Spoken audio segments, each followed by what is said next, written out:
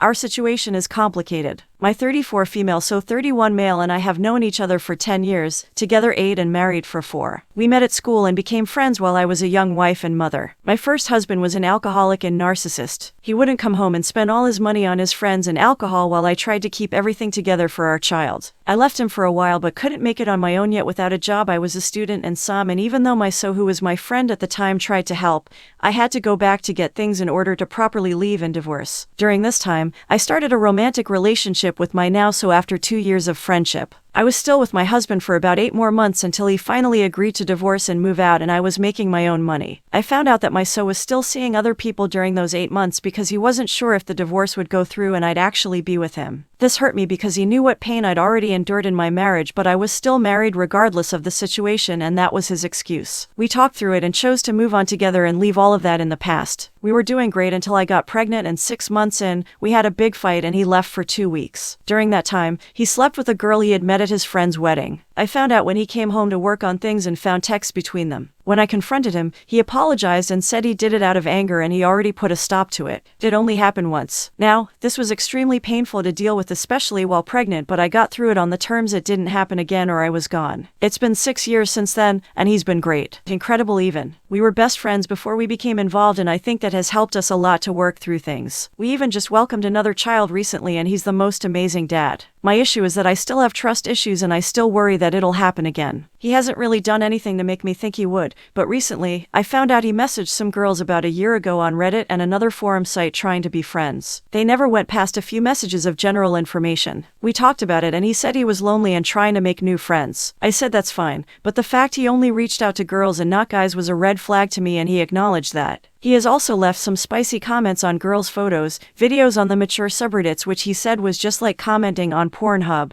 since he uses Reddit for that kind of stuff and not those sites. I'm not a prude and we both watch porn, but I also tried to explain that the comments are unnecessary and hurtful to me. He, again, has addressed them and has since just deleted his account because he doesn't want to upset me. We've done counseling together but I feel like I get stuck in the past sometimes and let smaller things upset me. I just don't know why I can't get over stuff that happened so long ago. I still have nightmares and triggers. We both love each other greatly and I know we can continue to get through this, but some days the pain is so fresh I don't even know how to breathe. Is there anything else I can do? Or conversations we need to have? I just genuinely feel so messed up and we've literally been through hell and back with each other, so even though our relationship is solid right now, why am I waiting for it to explode? Will it ever get better? He's shown remorse and has never faltered in trying to prove he has changed and wants us to work. But after 3 kids and seeing the young perfect-bodied girls he watches to get off to, I'm feeling like I'm not going to be enough for him much longer. Thanks if you made it this far. Over a year later, what I've learned. To catch anyone up TLDR, I left my wife after years of neglect and her constant cheating. I caught her multiple times over the last 3 years plus of our 12-year marriage, stayed in it for the kids, finances, etc., etc., etc. She started out by being remorseful but ended up being resentful that I kept stopping her. Before I found out actually proof, I had a gut feeling for years she was doing something wrong. I should have listened to my gut then. Anyways, that was then, this is now. I took the high road. I didn't get bitter. I didn't fight for every penny I had.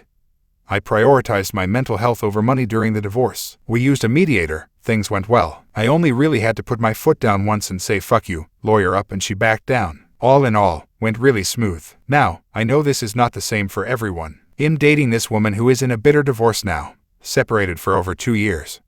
And still in court at least once a month to batter over the smallest things. They fight just to fight. I feel sometimes. It's exhausting. If this is you, I get it, and I'm sorry you are going through this. Not all divorce is clean. There isn't a one-size-fits-all. My relationship with my ex is better than it was over the last 5 years of our marriage. We talk about nothing other than co-parenting for the most part, other than a few minutes of venting about our jobs or something. 2 kids and tons of sports leads to a crazy hectic schedule. Her new boyfriend seems like a really good guy. I want to warn him, but it's not my place. I used to be worried about what she was telling people, but I don't care anymore, and honestly I don't think she does either. If I had known it would transition this smoothly for me, I would have divorced her years prior and saved myself the mental stress and pressures over the last few years. But again, I know everyone is different. What I do want to tell people going through the same thing I went through is, it's not over. Even my girlfriend, who is on the complete opposite end of the divorce was no big deal spectrum, is in a massively better place now. Be introspective, figure out what you want, understand where you went wrong as well, visualize what a good relationship looks like for you, and don't settle for the same shit again.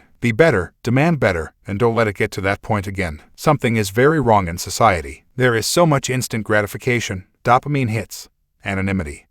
Barrage of sex-filled Photoshop bachelor TV love images being thrown at you every second of the day. It's hard to always look across the couch at your significant other and think this is amazing.